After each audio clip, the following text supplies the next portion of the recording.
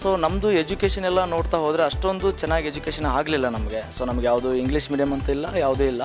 Basically we cam from very humble and poor background. So ಹಾಗಾಗಿ ಹುಡ್ತಾನೆ ನಾವೆಲ್ಲ ಕುರಿ ಮೇಕೆ ಕಾಯ್ತಾನೆ ಬೆಳೆದು ಬಂದವರು. ಸೊ ಚಿಕ್ಕ ವಯಸ್ಸಲ್ಲಿ.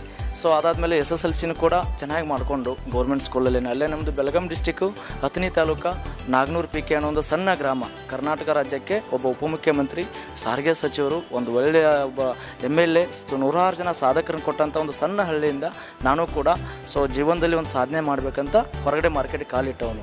ಸೊ ಹಾಗಾಗಿ ಡಿಗ್ರಿ ಆ್ಯಂಡ್ PUC ಕೂಡ ಅಲ್ಲೇ ನಮ್ಮ ಪಟ್ಟಣದ ಹತ್ತನಿ ತಾಲೂಕಲ್ಲಿ ಮಾಡಿಕೊಂಡೆ, SMS ಕಾಲೇಜಲ್ಲಿ. ಅದಾದಮೇಲೆ ನೆಕ್ಸ್ಟು ಡಿಗ್ರಿನ ಕೂಡ ಅಲ್ಲೇ ಮಾಡಿಕೊಂಡೆ. ಅದಾದಮೇಲೆ MCOM ಮಾಡ್ಕೋಬೇಕು ಅನ್ನೋ ಟೈಮಲ್ಲಿ ನನಗೆ ಬೇಸಿಕಲಿ ಸ್ವಲ್ಪ ಜೀವನದಲ್ಲಿ ಏನಾದರೂ ಒಂದು ಸಬ್ ಇನ್ಸ್ಪೆಕ್ಟರ್ ಆಗಬೇಕು, ಯಾವುದಾದ್ರು ಕಾಂಪಿಟೇಟಿವ್ ಫೀಲ್ಡಲ್ಲಿ ಹೋಗ್ಬೇಕಂತ ಒಂದು ಡ್ರೀಮ್ ಇತ್ತು. ಬಟ್ ಮನೆ ಪರಿಸ್ಥಿತಿ ಎಲ್ಲ ನೋಡಿದರೆ ನಾನು ಟೈಮ್ ತೊಗೊಂಡ್ರೆ ಮನೆ ಕಡೆ ತುಂಬ ಪರಿಸ್ಥಿತಿ ಕೆಟ್ಟದಿರೋದ್ರಿಂದ ನಾನು ಹೇಗಾದರೂ ಮಾಡಿ ಸ್ವಲ್ಪ ಬೇರೆ ಒಂದು ಫೀಲ್ಡನ್ನು ಸರ್ಚ್ ಮಾಡೋಣ ಅಂತ ಹೇಳ್ಬಿಟ್ಟು ನಾನು ಬೇರೆ ಇಂಡಸ್ಟ್ರಿನ ಸರ್ಚ್ ಮಾಡ್ತಾಯಿದ್ದೆ. ಯಾಕಪ್ಪ ಅಂದರೆ ಮನೆ ಕಡೆ ಪರಿಸ್ಥಿತಿನೂ ಕೂಡ ಹೇಳ್ಕೊಳ್ಳೋ ಆಗಿಲ್ಲ. ನಮಗೆ ನೆರೆ ಪ್ರವಾಹ ಬರುತ್ತೆ ಮೇಡಮ್ ಪ್ರತಿ ವರ್ಷ ನಮ್ಮ ಕಡೆ. ನಮ್ಮ ಮನೆಯೆಲ್ಲ ಮುಳುಗುತ್ತೆ, ನಮ್ಮ ಮನೆಯಲ್ಲೆಲ್ಲ ನೀರು ಬರುತ್ತೆ ಪ್ರತಿ ವರ್ಷ. ಆ್ಯಂಡ್ ಸರ್ಕಾರದಿಂದ ನಮಗೆ ಮನೆಗಳು ಕೂಡ ಅಲಾಟ್ ಆಗಿದೆ, ಬಟ್ ಇನ್ನೂ ಅಷ್ಟು ಬೇಗನೆ ನಮಗೆ ಅದು ಮನೆಗಳು ಸಿಕ್ಕಿಲ್ಲ. ಹಾಗಾಗಿ ಪ್ರತಿ ವರ್ಷ ಪ್ರವಾಹ ಬಂತಂದರೆ ನಾವು ಊರು ಬಿಡಬೇಕು, ಜನ ಊರು ಬಿಟ್ಟು ಅವ್ರು ಎಲ್ಲಿ ಹೇಳ್ತಾರೆ DC ಅವರು, ನಾವು ಅಲ್ಲಿ ಹೋಗಿ ಸ್ಟೇ ಆಗಬೇಕು. ಇಂಥ ಒಂದು ಬ್ಯಾಕ್ಗ್ರೌಂಡು.